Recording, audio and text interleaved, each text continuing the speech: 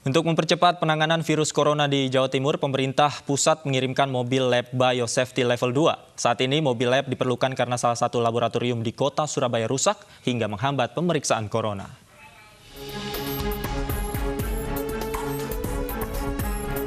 Sebagai upaya percepatan penanganan virus corona di Provinsi Jawa Timur, pemerintah pusat mengirimkan 2 unit mobil lab biosafety level 2.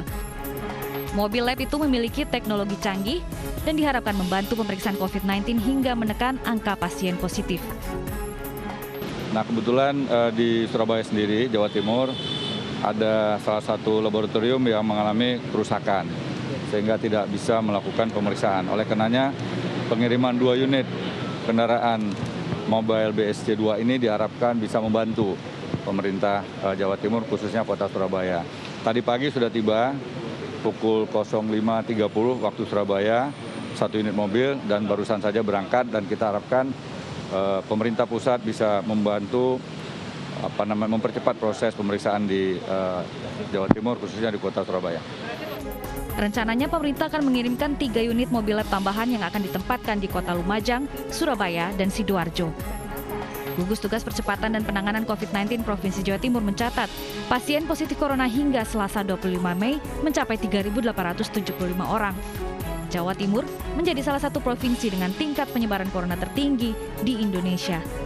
Tim Liputan iNews melaporkan. Untuk mengetahui informasi selengkapnya, kita akan berbincang langsung dengan Pak Muhammad Fixer, Wakil Koordinator Humas Percepatan Penanganan COVID-19 Kota Surabaya. Selamat siang Pak Fixer. Sebelumnya saya ingin mengucapkan selamat terlebih dahulu Pak atas bantuan mobil biolab yang diterima Pak. Kemudian nantinya mobil biolab ini akan ditempatkan di mana saja Pak?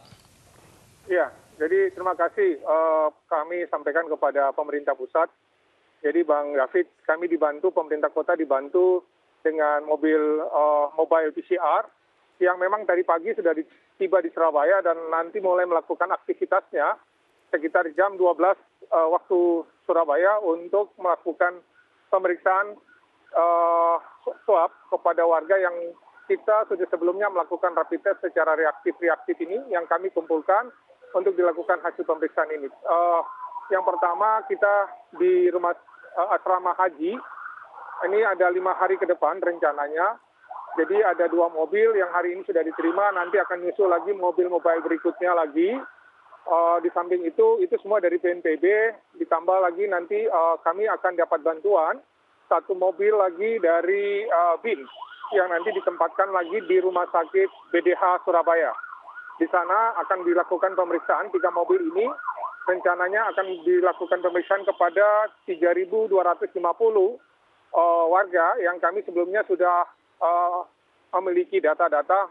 Mereka adalah yang ada di dalam PDP, ODP, ataupun yang sudah mengambil swab tetapi harus melakukan swab 2 kali untuk memastikan yang bersangkutan benar-benar sehat.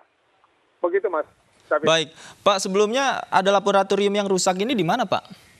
Ya, ada salah satu laboratorium yang rusak memang di Surabaya yang selama ini pemerintah kota selalu mengirim sampel dari pemeriksaan swab kepada laboratorium itu, tetapi tidak bisa melakukan aktivitas. Ini mungkin di rumah sakit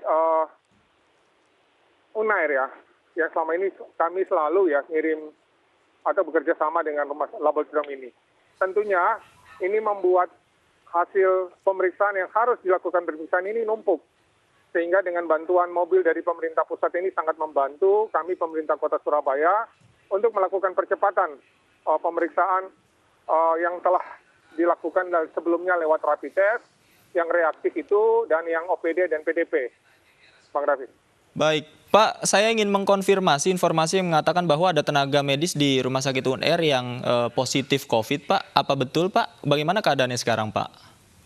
Ya, itu memang kami juga mendapatkan informasi itu, namun kami mohon maaf tidak bisa sampaikan di sini karena mungkin yang punya kewenangan yang menyampaikan itu dari Rumah Sakit UNR ya.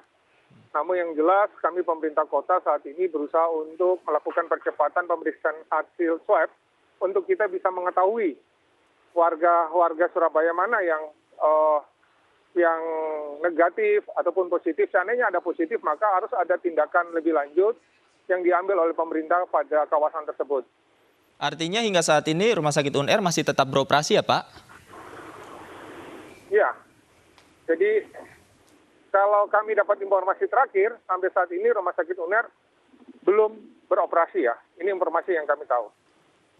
Belum beroperasi ya Pak? Kemudian langkah apa Pak yang dilakukan Pak? Ya, ini dengan bantuan dari pemerintah pusat untuk mobile PCR ini salah satu solusi untuk bagaimana bisa melakukan pemeriksaan sampel yang telah diambil untuk mengetahui dari apakah yang sampel itu ada positif ataupun negatif. Baik Pak Fixer, terakhir evaluasi mengenai PSBB yang diterapkan di kota Surabaya Pak, khususnya apakah sejauh ini efektif Pak? Ya, yang pertama pemerintah kota fokus pada bagaimana pemutusan mata rantai, melakukan rapid test masif di kampung-kampung atau di tempat yang dicurigai atau yang memiliki tingkat kasus positif tinggi, maka di situ lakukan rapid test secara massal. Yang reaktif itu dilakukan swab. Nah, dari hasil-hasil ini lalu ada tindakan terhadap kampung itu harus diapakan. Untuk itu pemerintah kota ada membentuk kampung Jogowani Surabaya yang tentunya melibatkan partisipasi masyarakat untuk bagaimana memutuskan mata rantai di level bawah. Jadi kita pemerintah kota lebih pada bagaimana konsentrasi pemutusan mata rantai penyebaran virus corona yang ada di Surabaya ini. Baik, terima kasih Bapak M. Fixer sudah bergabung bersama kami. Kita doakan bersama statusnya terus menurun Pak ya, pasien COVID-19 di Surabaya. Terima kasih Bapak.